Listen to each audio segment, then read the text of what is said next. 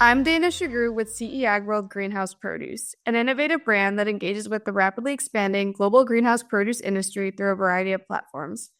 Our mission is to educate and connect greenhouse produce growers and industry allies to help them better understand and sustainably advance the global food industry. On this episode of CEAg Talks, I'll be speaking with Gretchen Schimelpfenig, Senior Energy Engineer at Energy Resources Integration and Executive Director of Glaze, a public-private consortium transforming controlled environment agriculture industry through emerging greenhouse lighting and systems technology. Gretchen, welcome to CEAg Talks. Hi, Dana. Today, we'll be talking about how vertical farming can advance food justice and end food insecurity. So to begin, Gretchen, I know you've been on CEAg Talks before. So would you mind reintroducing yourself to our viewers and telling them a little bit more about what you do? Sure. So I'm a professional civil engineer. I focus on energy efficiency, decarbonization, and resilience. And I'm based in Vermont, and I help businesses and people across North America, primarily working in commercial, industrial, and agricultural businesses like greenhouse growers and vertical farms. This is my 8th year in the CEA industry. And some things that I do day to day are I help growers access funding for efficiency projects through things like utility rebates and government grants through programs like the USDA Rural Energy for America program. I test emerging technologies in the field for electric and gas utilities in California so they can create new rebate programs and other offerings like technical assistance and educational content. And then I lead Glaze at Cornell University, the Greenhouse Lighting and Systems Engineering Consortium. And I research the frontiers of horticultural lighting with really smart people, professors and researchers, and we help educate people on lighting and automation technologies and plant science, people like young people, students and professionals, so they can advance careers in the greenhouse industry. Great. Yeah, you definitely wear a lot of hats. So I appreciate you taking some time out of your busy schedule to chat with me about this. No, it's exciting stuff. Thanks for having me. So to get into the meat of our discussion, there are a lot of benefits to vertical farming, especially when it comes to space and reducing food miles. But you've also said it has the potential to advance food justice. Can you explain what food justice is and how vertical farming can help with that movement? Sure. So the first thing I think to describe is food security versus food insecurity. It's actually defined by the USDA and has evolved the definition over time.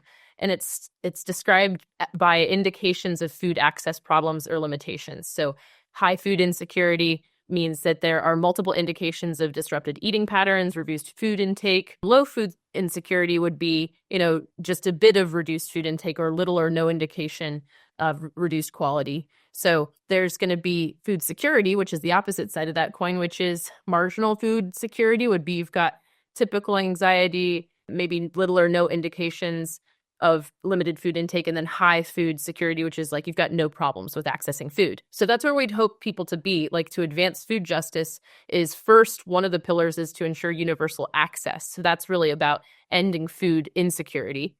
And then also alongside food justice, the movement is to work towards a universal access to nutritious food and affordable food and culturally appropriate food. So that's the kind of not just access to food, but nutritious, affordable, and culturally appropriate. And so that's what I want to talk about is how can vertical farming help us tackle those things? Some things that I've been thinking about for the past couple of years is that vertical farms should be feeding their local communities. Some people on Vivid Canopy panels have talked about that, vertical farms should not only have just the high-end wholesale accounts or grocery stores in cities nearby. There should be local communities working at these farms, local communities eating the food out of those farms. So I think it could be a tool. It's already been shown in research that vertical farms can grow crops with higher nutritional content. So we've got that, I think, covered. So some things I wanted to talk about is a farm in action here in Burlington, Vermont, that's tackling some of the other things like affordability and culturally appropriate food. So Village Hydroponics is a shipping container farm, and they have been producing culturally relevant produce for underserved communities, including refugees and immigrants here in Vermont. And their focus is on community-driven food production, integrating sustainability with social equity. And so that's not always about making money. And so I'll talk about that in a little bit. But some things that I think that tackle food insecurity and advance food justice is that They are supporting local initiatives like here in Burlington called things like People's Kitchen, Food Hubs, Family Room. They may not be familiar to you, but these are all things that are getting food to communities who don't have access to go and buy these, foods at the co-op. And one thing that I really wanted to highlight is that culturally appropriate crops that are not available year round can be grown in vertical farms.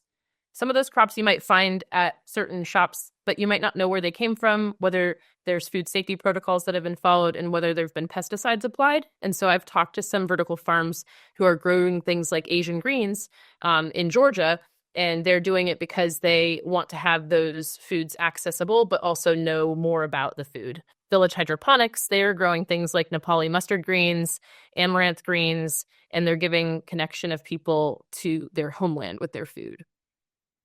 Do you think vertical farming has the potential to end food security? Why or why not? I think it can if we use the three-legged stool of not just balancing on profit, but also balancing on people and planet as CEA companies create their business plans. So some thoughts that I drew together include that advancing food security may not have a return on investment if you price products affordably for food insecure communities. So if you're venture capital funded and that's your model, pricing food affordably and giving food away to food insecure communities may not give people the return on investment. And if that's the one leg of the stool that you're based on, it will not work. But I think that some models that do work that, I've talked about here include a nonprofit model. So Village Hydroponics is a nonprofit. Another model that I talked about was a family-owned business, so employee-owned. So I would consider that some of these vertical farms, if they're not going out for external funding, they can focus on this as part of their business model and have it maybe be small at first, but grow larger. And then a third model that I think that could achieve this is also the co-op model. Having a pool of folks who can maybe donate more money or give more money so that others can eat, I think that that is a way that this could function. And so models like Village Hydroponics show that a mission-driven organization may need to function with things like grants, donations, other sources of funding to ensure that food justice is part of their impact. Absolutely, yes. And I appreciate, especially in the era, I guess, of vertical farming we're in, to take some time to highlight some of the bright spots and some of the good work we're seeing in this sector of the industry. Yeah. I have a little bit of other bright spots to share about how vertical farms can be part of this mission and movement, but also have some other impacts in their community. One of the things that Village Hydroponics is also doing is education and workforce development, which is a huge theme that we're focused on at Glaze as well. So some cool things they've done include internships, where they've turned internship experiences for University of Vermont students into post-grad jobs. They've also done mentorship programs with local high schools to foster interest in agriculture and hands-on learning about CEA. And they also right now are in the works to collaborate with a local organization called Youth Build that will help them design affordable and simple at-home systems to do DIY workshops in communities so that not everyone can have a container farm, but maybe we can start to have more really small-scale CEA in our communities.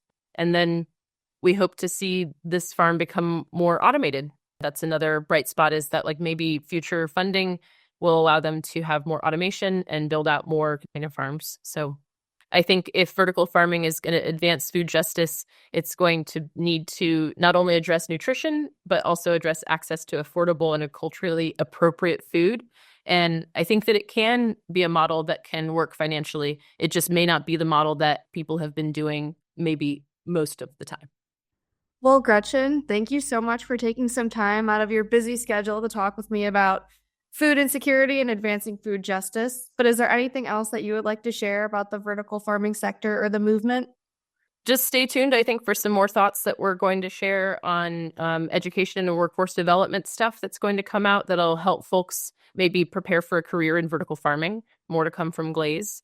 And then when I'm wearing my other hat, when I'm doing research studies for the utilities in California, there will be some more news about how vertical farms can make use of automation systems to save energy. So there should be some bright spots this year, I think, coming out from the work that I'm doing. So I'm excited to share more. Great. Well, until next time, thank you, Gretchen. Thanks, Dana. Thanks for having me.